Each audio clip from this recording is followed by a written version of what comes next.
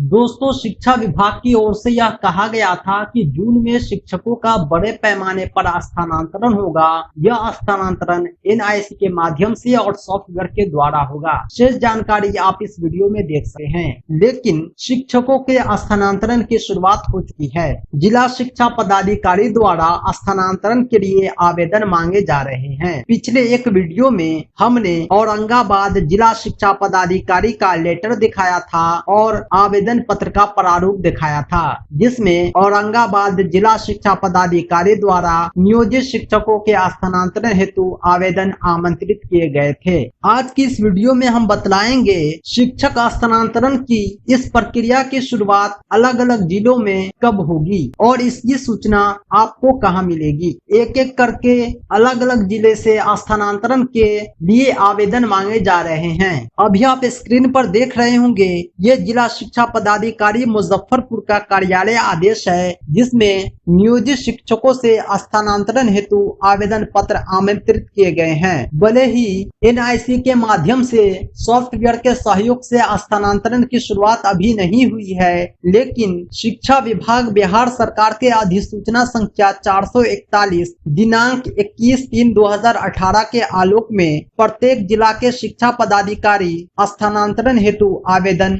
आमंत्रित कर रहे हैं। इस स्थानांतरण में विभिन्न स्थानांतरण नियमावली, खास तौर से शिक्षक नियोजन एवं स्थानांतरण नियमावली 2020 का पात्रता एवं शर्तों को देखा जा रहा है। पारस्परिक स्थानांतरण हो चाहे ऐच्छिक स्थानांतरण, इसके लिए न्यूनतम मानदंड निर्धारित हैं। पूरा करने वाले शिक्षकों को ही स्थानांतरण का अवसर दिया जाता है। मुजफ्फरपुर जिला शिक्षा पदाधिकारी के कार्यालय आदेश में प्रधानाध्यापकों शिक्षकों को निर्देशित किया जाता है कि पत्र के साथ संलग्न विहित प्रपत्र में आवेदन कार्यालय में दिनांक 10 जून 2022 तक उपलब्ध कराना सुनिश्चित करेंगे। आवेदन पत्र का प्रारूप दिया हुआ है, जिसे हम आपको दिखलाएंगे। इस आवेदन पत्र को विद्यालय के प्रधानाध्यापक और प्रखंड शिक्षा पदाधिकारी द्वारा फॉरवर्ड कराना आवश्यक है। इसके बाद 3 विद्यालय के विकल्प मांगे गए हैं जहां आप स्थानांतरण चाहते हैं। स्थानांतरण में अस्वस्थ व्यक्ति, दिव्यांग अभ्यर्थी, महिला शिक्षकों को वरीयता दिया जाएगा, लेकिन शर्त है आपको साक्ष्य उपलब्ध कराना होगा। स्थानांतरण के आवेदन पत्र को आप डिस्क्रिप्शन से डाउनलोड कर सकते हैं। सबसे पहले शिक्षक शिक्षिका को अपना नाम लिखना है। अगर वे दिव्यांग है तो उसे दिव्यांगता प्रमाण पत्र लगाना है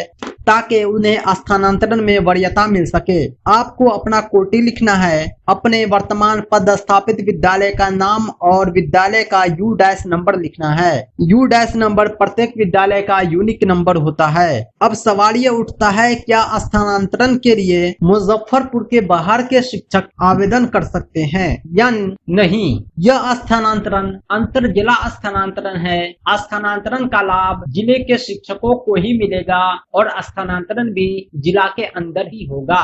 आपको अपना जन्म तिथि और नियुक्ति तिथि अंकित करना है और प्रथम योगदान की तिथि भी अंकित करना है। वर्तमान विद्यालय में आपने कब योगदान किया था, यह भी अंकित करना है। प्रथम योगदान की तिथि और वर्तमान विद्यालय में योगदान की तिथि दोनों अलग हो सकता है अगर आपने इससे पहले स्थानांतरण का लाभ लिया हो।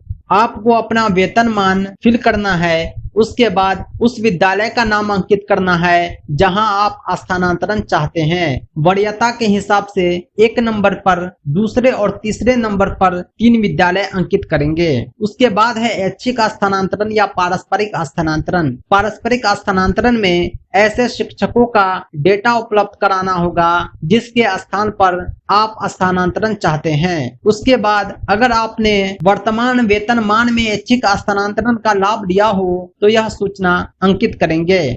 आपको वेतनमान, विशेष रूप से प्रशिक्षित वेतनमान कब मिला, यह तिथि अंकित करेंगे। अगर आप किसी और जिले से स्थानांतरित होकर आए हैं तो उसकी तिथि और जिले का नाम अंकित करेंगे। अगर आपके ऊपर पूर्व में कोई अनुशासनिक कार्रवाई की गई हो तो उसका संक्षिप्त विवरण, निलंबन अवधि, अंतिम पारित आदेश आदि अंकित करना आवश्यक होगा। 34,540 कोटि वाले जो शिक्षक हैं, जिन्हें नियमित शिक्षक कहते हैं, उनको वरीयता क्रमांक अंकित करना होगा। इस आवेदन पत्र के साथ आपको अपने सभी शैक्षणिक प्रशैक्षणिक प्रमाण पत्र लगाने हैं जो अग्रसारित कराते समय प्रधानाध्यापक और प्रखंड विकास पदाधिकारी द्वारा सत्यापित किया जाएगा। इसके अलावा मूल सेवा पुस्तिका की स्वाभिप्रमाणित छाया प्रति संलग्न करना आवश्यक है। इस आवेदन पत्र को प्रधानाध्यापक और प्रखंड शिक्षा पदाधिकारी द्वारा अग्रसारित करवाकर जिले में जमा कर देंगे।